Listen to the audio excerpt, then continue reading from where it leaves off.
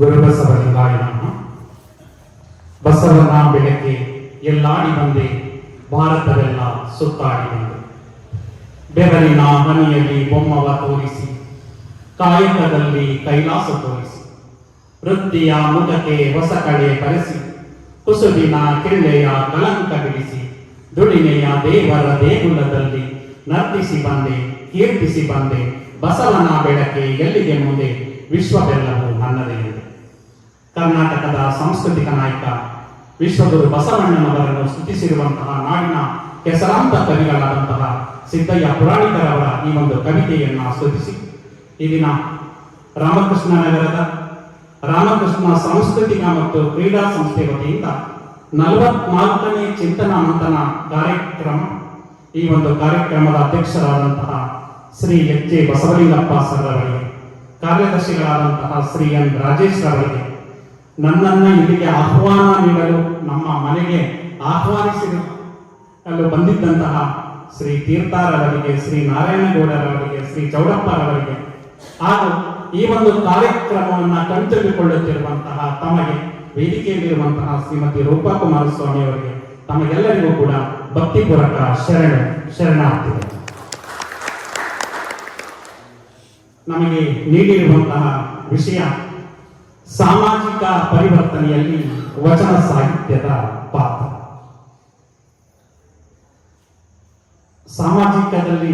ಸಮಾಜದಲ್ಲಿ ಅನೇಕ ಪರಿವರ್ತನೆಗಳು ಆಗ್ತಾ ಇದೆ, ಮುಂದೆನೂ ಆಗಬೇಕು. ಆಗ್ಬೇಕಾದ್ರೆ 12ನೇ ಶತಮಾನದಿಂದಲೂ ಕೂಡ ವಚನ ಸಾಹಿತ್ಯ ಮಹತ್ವವಾದ ಪಾತ್ರವನ್ನ ವಹಿಸ್ತಾರೆ. ಅಂತಹ ವಚನ ಸಾಹಿತ್ಯ ಅಂದ ತಕ್ಷಣ ನಮಗೆ ಇಬ್ಬರು ನೆನಪಾಗ್ತಾರೆ. ಅಣ್ಣ ಅಂದರೆ ಬಸವಣ್ಣ, ಅಕ್ಕ ಎಂದರೆ ಅಕ್ಕ ಮಹಾದೇವಿ. ಅದರ ಜೊತೆಗೆ 250ಕ್ಕೂ ಕೂಡ ಹೆಚ್ಚು ಶರಣರು ಈ ಒಂದು ವಚನ ಸಾಹಿತ್ಯವನ್ನ ರಚನೆ ಮಾಡಿ ನಮ್ಮ ಸಾಮಾಜಿಕ ಪರಿವರ್ತನೆಯನ್ನ ಮಾಡಲು ಟೊಂಕಕಟ್ಟಿ ನಿಂತಿದ್ದಾರೆ. ಅಂತಹ ಶರಣರ ಬಗ್ಗೆ ಕೆಲವು ವಿಚಾರಗಳನ್ನು ನಮಗೆ ಕೊಟ್ಟಿರುವಂತಹ 30 ನಿಮಿಷದ ಅವಧಿಯಲ್ಲಿ ಎಷ್ಟು ಸಾಧ್ಯ ಆಗುತ್ತೋ ಅಷ್ಟರ ಮಟ್ಟಿಗೆ ನಾನು ಇಲ್ಲಿ ಮಂಡನೆ ಮಾಡೋದಕ್ಕೆ ಇಷ್ಟಪಡ್ತೇನೆ. ಬಂಧುಗಳೇ, ಕ್ರಿಸ್ತಶಕ 1970ರಲ್ಲಿ ಅಂತರ್ಜಾಲ USA ಅಲ್ಲಿ ಪ್ರಾರಂಭ ಆಗಿದೆ. ಅಮೆರಿಕ ಸಂಯುಕ್ತ ಸಂಸ್ಥಾನದಲ್ಲಿ ಮೊದಲಿಗೆ ಪರಿಚಯ ಆದದ್ದು ಅಂತರ್ಜಾಲ 1970ರಲ್ಲಿ. ಆದ್ರೆ ಅದು ಜನಸಾಮಾನ್ಯರಿಗೆ ರೀಚ್ ಆದದ್ದು ಯಾವಾಗ ಅಂದ್ರೆ 1990. ಆಗ ಯಾವುದೇ ಕೂಡ ಫೇಸ್ಬುಕ್ ಇರಲಿಲ್ಲ, ಇನ್ಸ್ಟಾಗ್ರಾಮ್ ಇರಲಿಲ್ಲ, ಟ್ವಿಟರ್ ಇಲ್ಲ, ಯೂಟ್ಯೂಬ್ ಇಲ್ಲ. ಇಂದು ನಾವು ಯಾವುದಾದ್ರೂ ಒಂದು ಕಾರ್ಯಕ್ರಮದ ಫೋಟೋವನ್ನ ಹಾಕ್ಬೋದು ಅಥವಾ ವಿಡಿಯೋನ ಹಾಕ್ಬೋದು, ಅಪ್ಲೋಡ್ ಮಾಡಿದ್ರೆ ಕ್ಷಣ ಮಾತ್ರದಲ್ಲಿ ಲಕ್ಷಾಂತರ ಜನ, ಕೋಟ್ಯಾಂತರ ಜನ ಒಂದು ವೀಕ್ಷಣೆಯನ್ನ ಮಾಡೋಕೆ ಅವಕಾಶ ಇದೆ. ಆದ್ರೂ ಕೂಡ ನಾವು ಒಂದು ಫೋಟೋವನ್ನು ಅಪ್ಲೋಡ್ ಮಾಡ್ತೀವಿ ಅಂದ್ರೆ ಎಷ್ಟು ಜನ ನೋಡ್ಬೋದು? 100 ಜನ, 1,000 ಜನ. 1,000 ಜನ ಅಂದ್ರೆ ಅದೇ ನಮಗೆ ಹೆಚ್ಚು. ಅದನ್ನೇ ತುಂಬಾ ಹೆಮ್ಮೆಯಿಂದ ಹೇಳ್ಕೊತೀವಿ. 1,000 ಜನ ನನ್ನ ಫೋಟೋವನ್ನ ಲೈಕ್ ಮಾಡಿದ್ರು, ನನ್ನ ವಿಡಿಯೋವನ್ನ ನೋಡಿ ಪ್ರಶಂಸೆಯನ್ನ ವ್ಯಕ್ತಪಡಿಸಿದ್ರು ಅಂತ ಹೇಳ್ತೇವೆ. ಆದ್ರೆ 12ನೇ ಶತಮಾನದಲ್ಲಿ ಯಾವುದೇ ಅಂತರ್ಜಾಲ ಇಲ್ಲವೇ ಇಲ್ಲ, ಫೇಸ್ಬುಕ್, ಟ್ವಿಟರ್ ಇದ್ಯಾವುದು ಇಲ್ಲವೇ ಇಲ್ಲ.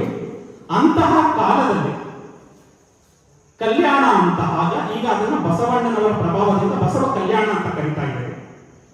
ಬಸವ ಕಲ್ಯಾಣದಲ್ಲಿ ಬಸವಣ್ಣನವರ ಪ್ರಭಾವದಿಂದ ಅನುಭವ ಮಂಟಪ ಬಸವಣ್ಣ ರಚನೆ ಮಾಡ್ತಾರಲ್ಲ, ಅದರಲ್ಲಿ 770 ಅವರ ಗಣಗಳಿದ್ದರು. ಅಲ್ಲಿ ಏಕಕಾಲದಲ್ಲಿ ದಾಸೋಹವನ್ನ 1,96,000 ಜನ ದಾಸೋಹವನ್ನ ಮಾಡ್ತಾ ಇದ್ರು. ಅಂದ್ರೆ ಬಸವಣ್ಣನವರ ಫೇಸ್ ವ್ಯಾಲ್ಯೂ ಎಷ್ಟಿತ್ತು ಅಂತ ನಾವು ಅರ್ಥ ಮಾಡ್ಕೊಳ್ಬೇಕಾಗುತ್ತೆ. ಅಂದ್ರೆ ನಮ್ಮ ಫೇಸ್ ವ್ಯಾಲ್ಯೂ, ಬಸವಣ್ಣನವರ ಫೇಸ್ ವ್ಯಾಲ್ಯೂ ಎಷ್ಟಿತ್ತು ಅನ್ನೋದನ್ನ ನಾವು ಅರ್ಥೈಸ್ಕೊಳ್ಬೇಕಾಗುತ್ತೆ. ಅಂತಹ ಕಾಲಘಟ್ಟದಲ್ಲೇ ಬೇರೆ ಬೇರೆ ದೇಶಗಳಿಂದ, ಬೇರೆ ಬೇರೆ ರಾಜ್ಯಗಳಿಂದ ಬಂದಂತವ್ರನ್ನ, ಬೇರೆ ಭಾಷೆ ಮಾತಾಡ್ತಾ ಇದ್ರು ಕೂಡ ಕನ್ನಡದಲ್ಲಿ ವಚನವನ್ನ ರಚನೆ ಮಾಡಲು ಪ್ರೇರಣೆ ನೀಡಿದಂತಹ ಬಸವಣ್ಣನವರ ಒಂದು ತತ್ವ ಇದೆಯಲ್ಲ, ಆ ವಚನ ತತ್ವ ಇದೆಯಲ್ಲ, ಆ ವಚನ ತತ್ವವನ್ನ ನಾವು ಯಾವಾಗಲೂ ತಿಳ್ಕೊಂಡಾಗ ನಮ್ಮ ಮನದ ಮಲಿನ ತೊಳೆದಾಗೋದಿಕ್ಕೆ ಸಾಧ್ಯ ಆಗುತ್ತೆ ಅಂತ ಹೇಳ್ತಾ, ಏಕೆಂದರೆ ಬಸವಣ್ಣನವರು ಮತ್ತು ಬಸವಾದಿ ಪ್ರಮಥರ ವಿಚಾರಗಳು ಯಾಕೆ ಅಷ್ಟೊಂದು ಮಹತ್ವ ಇತ್ತು ಅಂದ್ರೆ ಅವರ ತಲೆಯಲ್ಲಿ ಸದ್ವಿಚಾರ ಇತ್ತು, ಅವರ ಕೈಯಲ್ಲಿ ಸತ್ಕಾರ್ಯ ಇತ್ತು, ಅವರ ಬಾಯಲ್ಲಿ ಸವಿಮಾತು ಇತ್ತು, ಎದೆಯಲ್ಲಿ ಸದ್ಭಾವ ಇತ್ತು.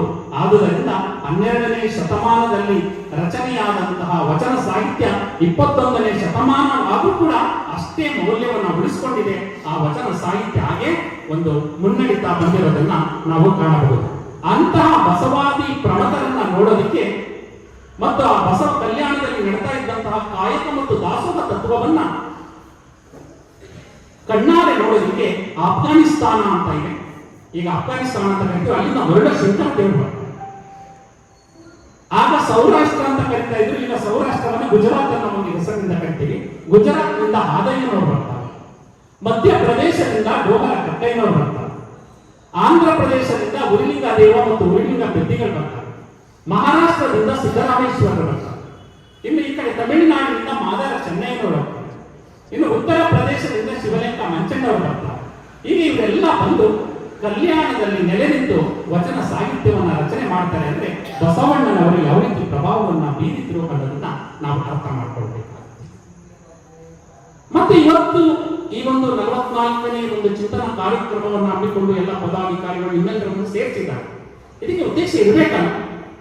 ಈಗ ನಾವೇನಾದ್ರೂ ಊಟವನ್ನ ಮಾಡಬೇಕಾದ್ರೆ ಅದಕ್ಕೊಂದು ಉದ್ದೇಶ ಇರುತ್ತೆ. ನಾವು ಲವಲವಿಕೆಯಿಂದ ಚೈತನ್ಯದಿಂದ ಓಡಾಡಬೇಕು, ನಾವು ಕೆಲಸವನ್ನ ಮಾಡಬೇಕು ಅಂತ ಊಟವನ್ನ ಮಾಡ್ತಾರೆ. ಸುಮ್ಮನೆ ಊಟ ಮಾಡೋ ಅವಶ್ಯಕತೆ ಇರೋದಿಲ್ಲ. ಹಾಗೆ ಇಲ್ಲಿ ಇಂತಹ ಒಂದು ಕಾರ್ಯಕ್ರಮವನ್ನು ಹಮ್ಮಿಕೊಂಡಿದ್ದಾರೆ ಅಂದ್ರೆ ಇದಕ್ಕೊಂದು ಉದ್ದೇಶ ಇರಬೇಕಲ್ಲ. ಅದಕ್ಕೆ ಬಸವಣ್ಣನವರ ಅಕ್ಕನವರ ಮಗನಾದಂತಹ ಚೆನ್ನಬಸವಣ್ಣ ಅಂತ ಕರೀತಾರೆ. ಅವರು ಒಂದು ವಚನವನ್ನು ಹೇಳ್ತಾರೆ. ಮಂಡೆ ಮಾಸಿದಡೆ ಮಹಾ ಮಜ್ಜನವ ಮಾಡಿಸು, ವಸ್ತ್ರ ಮಾಸಿದಡೆ ಮಡಿವಾಳಲು ನಿಕ್ಕುವುದು, ಮನದ ಮೈಲಿಗೆಯ ತೊಳೆಯಬೇಕಾದರೆ ಕೂಡಲ ಚನ್ನ ಸಂಗನ ಶರಣರ ಅನುಭವ ಮಾಡುವುದು. ಮಂಡೆ ಮಾಸಿದರೆ ನಮ್ಮ ತಲೆ ಕೊಳೆಯಾಗುತ್ತೆ. ತಲೆ ಕೊಳೆಯಾದಾಗ ಈ ಕೊಳೆಯನ್ನ ಹೋಗ್ಲಾಡಿಸೋದಕ್ಕೆ ಶಾಂಪುನೋ ಸೋಪುನೋ ಹಾಕಿ ನಾವೇನ್ ಮಾಡ್ತೀವಿ, ಅದನ್ನ ಸ್ವಚ್ಛ ಮಾಡ್ಕೊಳ್ತೀವಿ. ವಸ್ತ್ರ ಮಾಸಿದರೆ ಮಡಿವಾಳಲಿಕ್ಕುವುದು, ಆಗಾಗಿತ್ತು. ಈಗ ಏನ್ ಬೇಕಾಗಿಲ್ಲ, ವಾಷಿಂಗ್ ಮೆಷಿನ್ ಹಾಕಿ ನಮ್ಮ ವಸ್ತ್ರವನ್ನ, ಕೊಳೆಯಾದ ವಸ್ತ್ರವನ್ನ ಸ್ವಚ್ಛಗೊಳಿಸ್ಕೊಳ್ತೀವಿ. ಆಗ ಮನದ ಮೈಲಿಗೆ ಆಗುತ್ತಲ್ಲ, ನೋಡಬಾರದನ್ನ ನೋಡ್ತಾ ಇದೀವಿ, ಬೆಳಗಿನ ಪ್ರಪಂಚ, ಕೇಳಬಾರದನ್ನ ಕೇಳ್ತಾ ಇದೀವಿ. ಆ ಸಂದರ್ಭದಲ್ಲಿ ನಮ್ಮ ಮನ ಏನಾಗುತ್ತೆ, ಮಲಿನ ಆಗುತ್ತೆ. ಆ ಮಲಿನವನ್ನ ಹೋಗ್ಲಾಡಿಸ್ಕೊಳ್ಬೇಕು ಅಂದ್ರೆ ಕೂಡಲ ಚನ್ನ ಸಂಗನ ಶರಣರ ಅನುಭವ ಮಾಡುವುದು ಅಂತ ಹೇಳ್ತಾರೆ. ಇವತ್ತು ನಮ್ಮ ರಾಮಕೃಷ್ಣ ಸಂಸ್ಥೆಯವರು ಏನ್ ಮಾಡಿದ್ದಾರೆ, ಈ ಒಂದು ಅನುಭವ ಕಾರ್ಯಕ್ರಮಗಳನ್ನ ಹಮ್ಮಿಕೊಂಡು 44 ಕಾರ್ಯಕ್ರಮಗಳನ್ನ ಆಯೋಜಿಸಿ ನಿಮ್ಮೆಲ್ಲರೂ ಕೂಡ ಒಂದು ವಿಶೇಷವಾದಂತಹ ಒಂದು ಲೋಕಕ್ಕೆ ಕರ್ಕೊಂಡು ಹೋಗೋದಕ್ಕೆ ಪ್ರಯತ್ನ ಪಡ್ತಾ ಇದ್ದಾರೆ ಅಂತ ನಾನು ಅದ್ರ ಭಾವಿಸ್ತೇನೆ. ನಮ್ಮ ಶರಣರ ಪ್ರಕಾರ ಸ್ವರ್ಗ ನರಕ ಇದರ ಒಂದು ಕಲ್ಪನೆಗೆ ವಿಶೇಷತೆ. ಅನೇಕರು ಅನ್ಕೋತಾರೆ, ಈ ಒಂದು ಕಾಲಘಟ್ಟದಲ್ಲಿ ನಮ್ಮ ಜೀವಿತಾವಧಿಯಲ್ಲಿ ಒಳ್ಳೆಯ ಕೆಲಸವನ್ನ ಮಾಡಿದ್ರೆ ಸ್ವರ್ಗಕ್ಕೆ ಹೋಗ್ತೀವಿ, ಕೆಟ್ಟ ಕೆಲಸವನ್ನ ಮಾಡಿದ್ರೆ ನರಕಕ್ಕೆ ಹೋಗ್ತೀವಿ ಅಂತ ಒಂದು ರೂಢಿಯಲ್ಲಿರುವಂತದ್ದು. ಆದ್ರೆ ಶರಣರು ಅದನ್ನು ಒಪ್ಪೋದಿಲ್ಲ. ನಾವು ಜೀವಿಸಿರುವಂತಹ ಅವಧಿಯಲ್ಲಿ ಏನು ಒಳ್ಳೆಯದನ್ನ ನೋಡ್ತೇವೆ ಅದೇ ಸ್ವರ್ಗ, ಏನಾದ್ರೂ ಕೆಟ್ಟದನ್ನ ನಾವು ಅನುಭವಿಸಿದ್ರೆ ಅದೇ ನರಕ ಅಂತ ಹೇಳ್ತಾರೆ. ಅದಕ್ಕೆ ಅದ್ಭುತವಾದಂತಹ ವಚನವನ್ನ ನಮ್ಮ ಬಸವಣ್ಣ ಕೊಟ್ಟಿದ್ದಾರೆ. ದೇವಲೋಕ ಮರ್ತ್ಯಲೋಕವೆಂಬುದು ಬೇರಿಲ್ಲ ಕಾಣಿರು, ಸತ್ಯವ ನುಡಿಯುವುದೇ ದೇವಲೋಕ, ಮಿಥ್ಯವ ನುಡಿಯುವುದೇ ಮರ್ತ್ಯಲೋಕ, ಆಚಾರವೇ ಸ್ವರ್ಗ ಅನಾಚಾರವೇ ನರಕ, ಕೂಡಲ ಸಂಗಮ ದೇವ ನೀವೇ ಪ್ರಮಾಣ. ಎಂತ ವಿಶೇಷವಾದಂತಹ ವಚನ. ದೇವಲೋಕ ಮರ್ತ್ಯಲೋಕ ಬೇರೆ ಯಾವುದೋ ಅಲ್ಲ ಕಣಪ್ಪ. ಸತ್ಯವ ನುಡಿಯುವುದೇ ದೇವಲೋಕ, ಮಿಥ್ಯವ ನುಡಿಯುವುದೇ ಮರ್ತ್ಯಲೋಕ. ಎಲ್ಲಿ ಸತ್ಯದ ವಿಚಾರಗಳು ಕೇಳಿ ಬರ್ತೋ ಅದೇ ದೇವಲೋಕ, ಎಲ್ಲಿ ಸುಳ್ಳಿನ ವಿಚಾರಗಳು ಕೇಳಿ ಬರ್ತೋ ಅದೇ ಮರ್ತ್ಯಲೋಕ. ಆಚಾರವೇ ಸ್ವರ್ಗ, ಎಲ್ಲಿ ಆಚಾರಯುಕ್ತವಾದಂತಹ ಚಟುವಟಿಕೆಗಳು ನಡೆಯುತ್ತೋ ಅದೇ ಸ್ವರ್ಗ. ಎಲ್ಲಾದ್ರೂ ಅನಾಚಾರಯುಕ್ತವಾದ ಚಟುವಟಿಕೆಗಳನ್ನ ನಾವು ಕಂಡ್ರೆ ಅದೇ ನರಕ ಅಂತ ಹೇಳ್ತಾರೆ. ಅಂತಹ ಒಂದು ಆಚಾರಯುಕ್ತವಾದಂತಹ ಕಾರ್ಯಕ್ರಮ ಇಲ್ಲಿ ನಡೀತಾ ಇದೆ. ಇಲ್ಲಿ ಬಂದಿರುವಂತಹ 44 ಚಿಂತನಾ ಕಾರ್ಯಕ್ರಮಗಳಲ್ಲೂ ಕೂಡ ಒಳ್ಳೊಳ್ಳೆ ಕಾರ್ಯಕ್ರಮಗಳನ್ನ ಒಳ್ಳೊಳ್ಳೆ ನೋಡಿ ಕಣ್ಣು ತುಂಬಿಕೊಂಡಿದ್ದೀರಾ, ಕಿವಿ ತುಂಬಿಕೊಂಡಿದ್ದೀರಾ. ಅಂತಹ ಸಂದರ್ಭದಲ್ಲಿ ನೀವು ಒಳ್ಳೆ ಆಚಾರಯುಕ್ತವಾದ ಕಾರ್ಯಕ್ರಮವನ್ನು ನೋಡ್ತಾ ಇದ್ದೀರಿ ಅಂದ್ರೆ ಈಗ ನಾವೆಲ್ಲಿದ್ದೇವೆ? ಸ್ವರ್ಗದಲ್ಲಿದ್ದೇವೆ. ನಾವೆಲ್ಲಿದ್ದೇವೆ? ದೇವಲೋಕದಲ್ಲಿದ್ದೇವೆ. ಇದು ವಿಶೇಷವಾದದ್ದು. ಎಲ್ಲಿ ನಾವು ಒಳ್ಳೆ ಅಂಶಗಳನ್ನ ಕಣ್ಣು ತುಂಬಿಕೊಳ್ತಾ ಇದ್ದೀವಿ, ಕಿವಿ ತುಂಬಿಕೊಳ್ತಾ ಇದ್ದೀವಿ, ಅದೇ ದೇವಲೋಕ. ಅದಕ್ಕೆ ನಮ್ಮ DVG ಅವರು ಕೂಡ ಒಂದು ವಿಶೇಷವಾದಂತಹ ಕಥೆಯನ್ನ ಬರೀತಾರೆ. ತುಂಬಾ ಅದ್ಭುತವಾದದ್ದು, ಅನುಭವಿಕ ನುಡಿಗಳು. ಮರಣದಿ ಮುಂದೆ ಪ್ರೇತವೋ ಭೂತವೋ ಪರಲೋಕವೋ ಪುನರ್ಜನ್ಮವೋ ಅದೇನು, ತಿರುಗಿ ಬಂದವರಿಲ್ಲ ವರದಿ ತಂದವರಿಲ್ಲ, ಧರೆಯ ಬಾಳದ ನೆಮ್ಮಂಕುತಿಮ್ಮ. ಮರಣದ ನಂತರ ಮುಂದೇನು? ಕೆಲವರು ಹೇಳ್ತಾರೆ ಪ್ರೇತ ಆಗುತ್ತೆ ಅಂತ ಹೇಳ್ತಾರೆ, ಇನ್ನು ಕೆಲವರು ಭೂತ ಆಗುತ್ತೆ ಅಂತ ಹೇಳ್ತಾರೆ, ಅದು ಗೊತ್ತಿಲ್ಲ. ಆಮೇಲೆ ಹೇಳ್ತಾರೆ ಪರಲೋಕವು ಪುನರ್ಜನ್ಮವು ಅಂತ ಹೇಳ್ತಾರೆ. ಪರಲೋಕ ಸ್ವರ್ಗಕ್ಕೆ ಹೋಗ್ಬೋದು, ಇನ್ನು ಕೆಲವು ಸ್ವರ್ಗಕ್ಕೆ ಹೋಗ್ಲಿಲ್ಲ ಅಂದ್ರೆ ಮತ್ತೆ ಬಂದು ಪುನರ್ಜನ್ಮವನ್ನ ಎತ್ತಿ ಇನ್ನೇನಾದ್ರೂ ಇಲ್ಲಿ ಕೆಲಸವನ್ನ ಪೂರ್ಣ ಆಗಿಲ್ಲ ಅಂದ್ರೆ ಪೂರ್ಣಗೊಳಿಸಿ ಹೋಗ್ತಾನೆ ಪುನರ್ಜನ್ಮವನ್ನ ಎತ್ತಿ ಅಂತ ಹೇಳ್ತಾರೆ.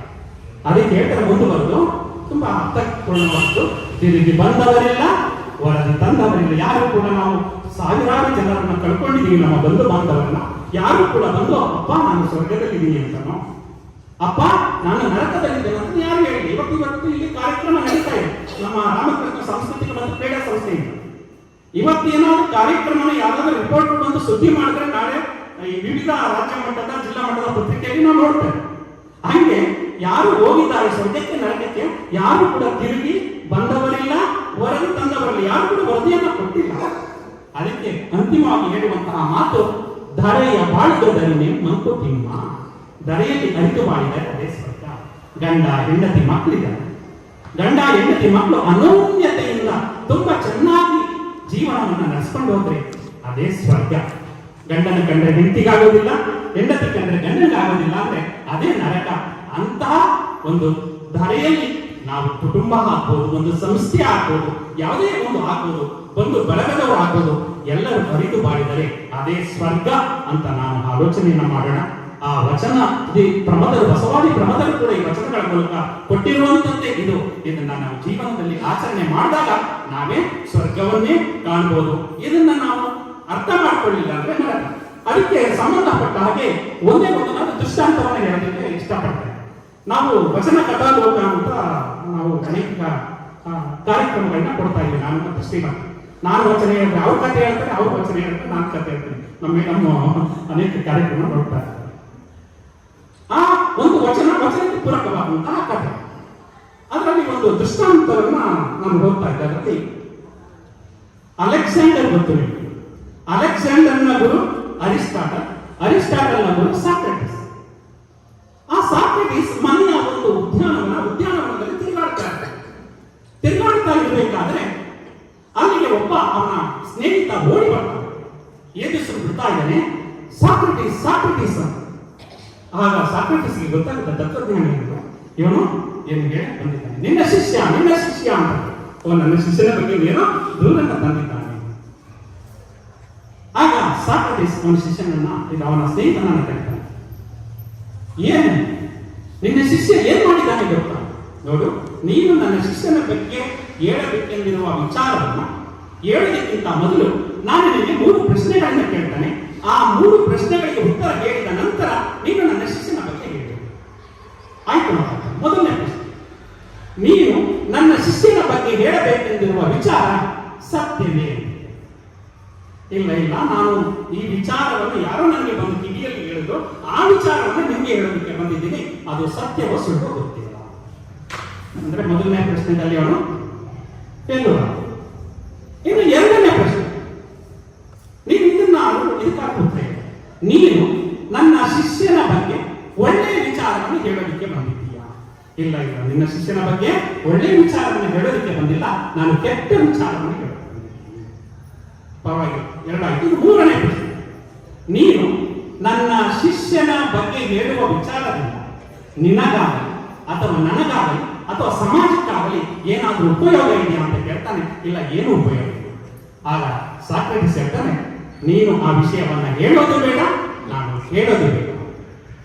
ಹಾಗೆ ಅನೇಕರು ಒಳ್ಳೆಯ ವಿಷಯವನ್ನ ವಿಷವಾಗುವ ರೀತಿಯಲ್ಲಿ ಬಂದು ಹೇಳಿ ನಮ್ಮ ಮತ್ತು ಅವರ ನಡುವೆ ಏನಾಗ್ತಾ ಇದ್ದಾರೆ, ಒಂದು ಅನ್ಯ ಭಿನ್ನಾಭಿಪ್ರಾಯಗಳು ಉಂಟಾಗುವಂತೆ ಮಾಡಿ ಸಮಾಜವನ್ನು ಏನ್ ಮಾಡ್ತಾರೆ, ಕಲುಷಿತ ಮಾಡ್ತಾ ಇದ್ದಾರೆ.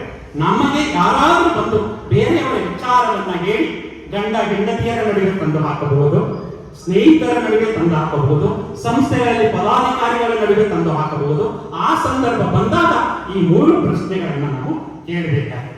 ಒಂದು, ನೀನು ಹೇಳುತ್ತಿರುವ ವಿಚಾರ ಸತ್ಯವೇ, ಅಥವಾ ನೀನು ಹೇಳುತ್ತಿರುವ ವಿಚಾರ ಒಳ್ಳೆಯದು, ಅಥವಾ ನೀನು ಹೇಳುವ ವಿಚಾರದಿಂದ ನಿನಗಾಗಲಿ ನನಗಾಗಲಿ ಸಮಾಜಕ್ಕಾಗಲಿ ಏನಾದರೂ ಉಪಯೋಗ ಆಗ್ತದ ಅಂತ ಕೇಳಿದಾಗ ಆಗ ನಾವು ಅವರ ವಿಚಾರವನ್ನು ತಗೊಳ್ಳಬೇಕು ಬೇಡುವ ಅನ್ನೋದನ್ನ ವಿಮರ್ಶೆ ಮಾಡುವುದು. ಆದುದರಿಂದ ಈ ಒಂದು ಅಂಶವನ್ನ ಕೇಳಿ ನಮ್ಮ ಸಮಾಜವನ್ನು ಒಳ್ಳೆಯ ರೀತಿಯಲ್ಲಿ ತಗೊಂಡು ಹೋಗೋದಕ್ಕೆ, ಸಾಮಾಜಿಕ ಪರಿವರ್ತನೆಗೆ ಈ ಒಂದು ಕಥೆಯನ್ನು ಬಳಸ್ಕೊಳ್ಳೋಣ. ಅದಕ್ಕೆ ನಮ್ಮ ಸಿದ್ದರಾಮೇಶ್ವರರು ಅಂತ ಇದೆ, ಅನುಭವ ಮಂಟಪ ಅಂತ ಬಸವಣ್ಣ ರಚನೆ ಮಾಡ್ತಾರೆ. ಅನುಭವ ಮಂಟಪದ ಪ್ರಥಮ ಅಧ್ಯಕ್ಷರು ಕಲ್ಲಮ್ಮ ಪ್ರಭು, ಎರಡನೇ ಅಧ್ಯಕ್ಷರು ನಮ್ಮ ಈಗಾಗಲೇ ವಚನವನ್ನು ಹೇಳಿದಂತ ಚಿನ್ಮಯ ಜ್ಞಾನಿ ಚನ್ನಬಸವಣ್ಣನವರು, ಮೂರನೆಯವರು ಸಿದ್ದರಾಮೇಶ್ವರ. ಅವರು ಹೇಳುವಂತಹ ಒಂದು ಅದ್ಭುತ ವಚನ ಎಲ್ಲ ಅನುಭವಿಕ ವಚನಗಳು. ಒಬ್ಬರ ಮನವ ನೋಯಿಸಿ ಒಬ್ಬರ ಮನವ ಘಾತವ ಮಾಡಿ ಗಂಗೆಯ ಮುಳುಗಿದಲೇನಾಗುವುದಯ್ಯ, ಚಂದ್ರನು ಗಂಗೆಯ ಗಡಿಯನು ಕಳಂಕ ಬಿಡದಾಯಿತಯ್ಯ. ಒಬ್ಬರ ಮನವ ನೋಯಿಸದವನೇ, ಒಬ್ಬರ ಮನವ ಘಾತವ ಮಾಡದವನೇ ಪರಮ ಪಾವನ ನೋಡ ಕಪಿಲ ಸಿದ್ಧ ಮಲ್ಲಿಕಾರ್ಜುನ. ಎಂತಹ ಅದ್ಭುತವಾದ ವಚನ. ಒಬ್ಬರ ಮನಸ್ಸನ್ನು ಯಾರು ನೋಯಿಸೋದು ಮತ್ತೆ ಯಾರಿಗೆ ಘಾತ ಮಾಡೋದಿಲ್ಲ ಅವನೇ ಪರಮ ಪಾವನ ಅಂತ ಹೇಳ್ತಾರೆ. ಏನಾದ್ರೂ ನಾವು ಮನಸ್ಸನ್ನು ನೋಯಿಸ್ಬಿಟ್ಟು ನಾವು ಮಲ್ಲಿಕಂಡ್ರು ಕೂಡ ನಿದ್ರೆ ಬರೋದಿಲ್ಲ. ನಾವು ಅದನ್ನ ಮನಸ್ಸನ್ನು ನೋಯಿಸ್ಬಿಟ್ವಲ್ಲ ಅಂತ ನಿದ್ರೆ ಬರೋದಿಲ್ಲ. ಆದುದರಿಂದ ಯಾರಿಗೆ ಮನಸ್ಸನ್ನು ನೋಯಿಸ ಗಂಗೆಯ ಕಡಿಯಲ್ಲಿದ್ದು ಕೂಡ ಚಂದ್ರ ಕಳಂಕ ಬಿಡೋಲ್ಲ ಅಂತ ಒಂದು ಪೌರಾಣಿಕ ಕಥೆ ಬರುತ್ತೆ. ಅವನು ಗಂಗೆ ಕಡಿಯಲ್ಲೂ ಕೂಡ ಅವನು ಕಳಂಕ ಅವನ ಕಪ್ಪು ಕಲೆಗಳು ಹೋಗೋದಿಲ್ಲ ಅಂತ ಹೇಳ್ತಾರೆ. ಅಂತಹ ಒಂದು ಉದಾಹರಣೆಯನ್ನ ನಮ್ಮ ಸಿದ್ದರಾಮೇಶ್ವರರು ಕೊಡ್ತಾರೆ. ಅಂತಹ ಒಂದು ವಿಶೇಷವಾದಂತಹ ವಚನಗಳನ್ನ ನಾವು ಜೀವನದಲ್ಲಿ ಅಳವಡಿಸಿಕೊಳ್ಳೋಣ ಅಂತ ಹೇಳ್ತಾ ಬಸವಣ್ಣನವರು ಎರಡು ತತ್ವವನ್ನು ವಿಶೇಷವಾಗಿ ಪ್ರತಿಪಾದನೆ ಮಾಡ್ತಾರೆ. ಒಂದು ಕಾಯಕ, ಇನ್ನೊಂದು ದಾಸೋಹ.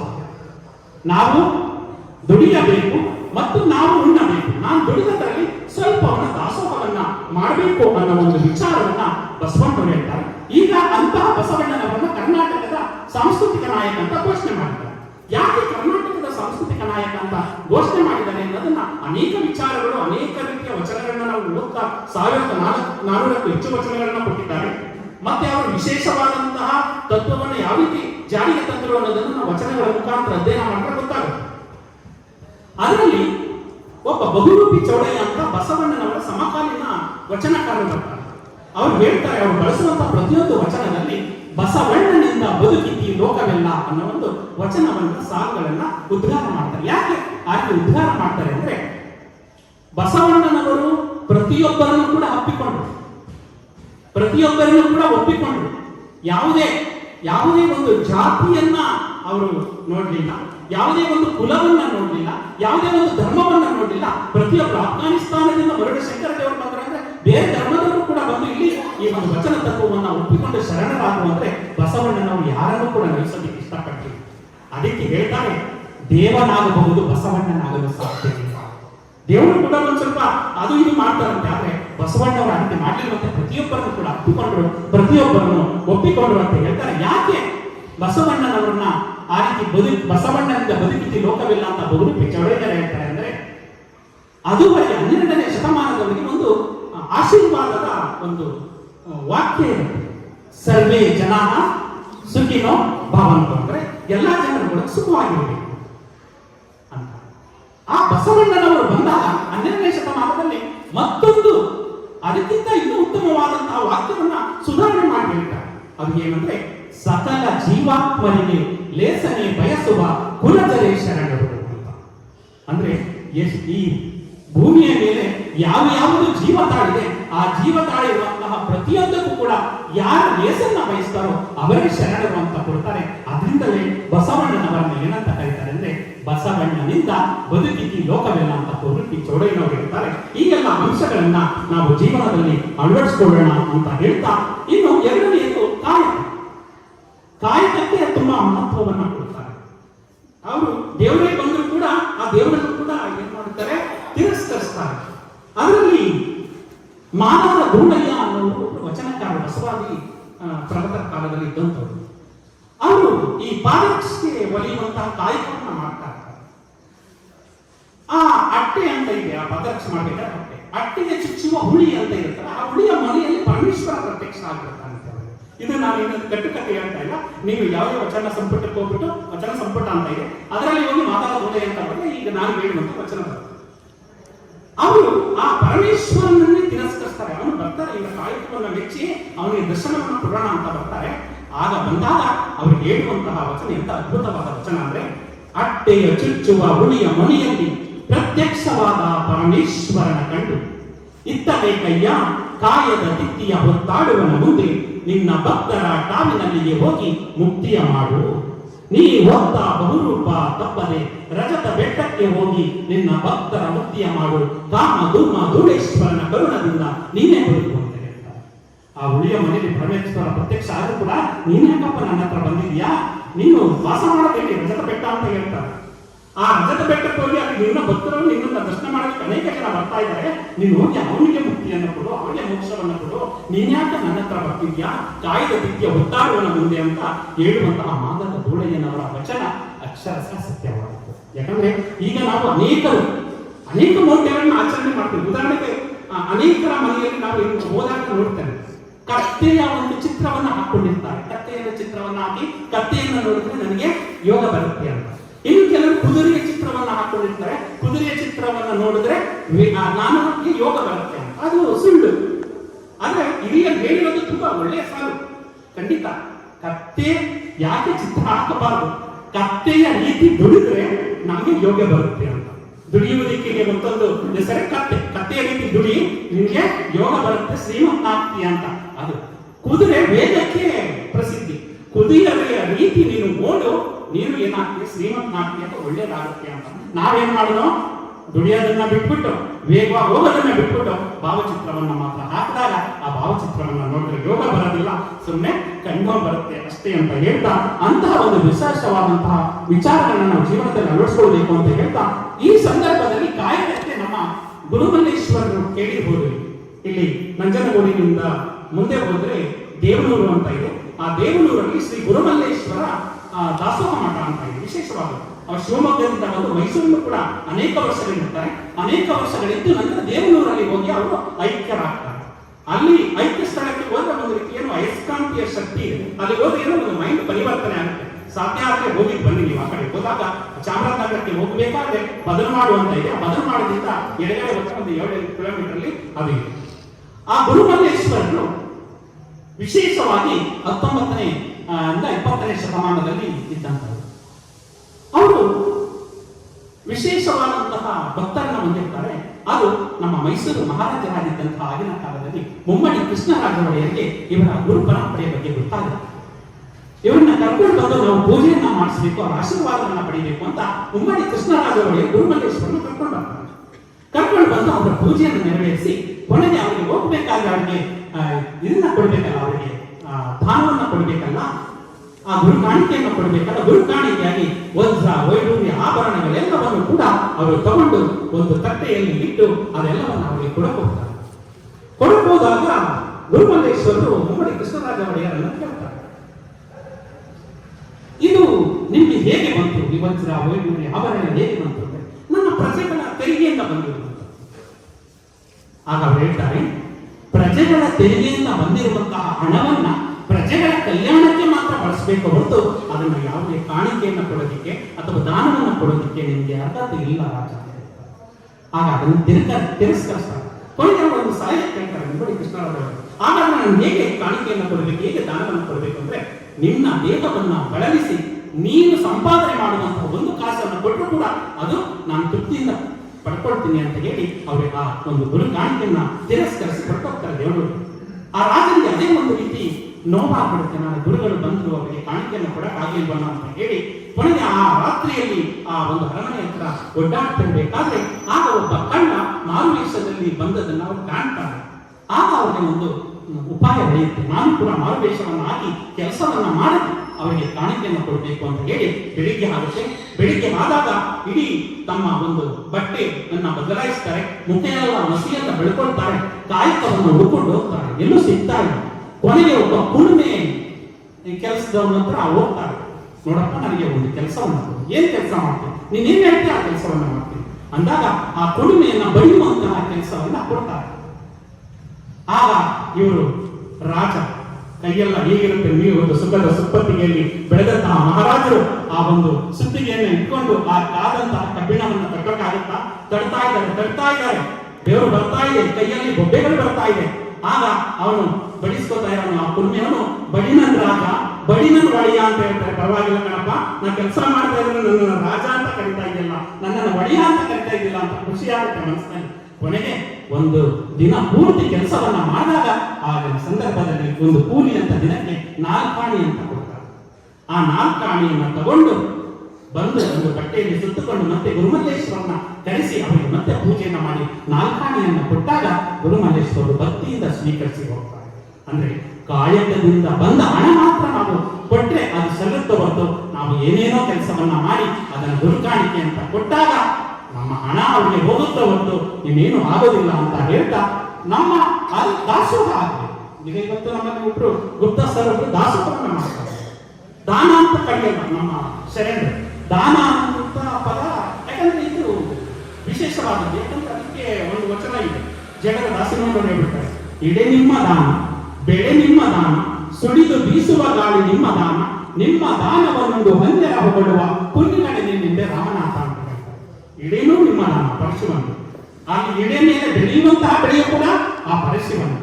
ಸುಳಿದು ಬೀಸುವ ಗಾಳಿ ನಿಮ್ಮ ದಾನ. ಇವತ್ತು ನಾವು ಉಸಿರಾಡ್ತಾ ಇದ್ದೀವಿ ಅಂದ್ರೆ ಆ ಗಾಳಿ ಕೂಡ ಆ ಪರಶುವನ ಕೊಡುಗೆ. ಅವನ ಕರುಣೆಯಿಂದ ನಾವು ಸಂಪಾದನೆ ಮಾಡ್ತೀವಿ ಹೊರತು ಅದಕ್ಕೆ ಅವನ ಕರುಣೆಯಿಂದ ಪಡೆದದನ್ನ ನಾವು ಬೇರೆಯವರಿಗೆ ಕೊಟ್ಟಾಗ ಅದು ದಾನ ಆಗೋದಿಲ್ಲ. ದಾಸೋಹ ಅಂತ ಶರಣರು ಕೊಟ್ಟಂತೆ ದಾಸೋಹ.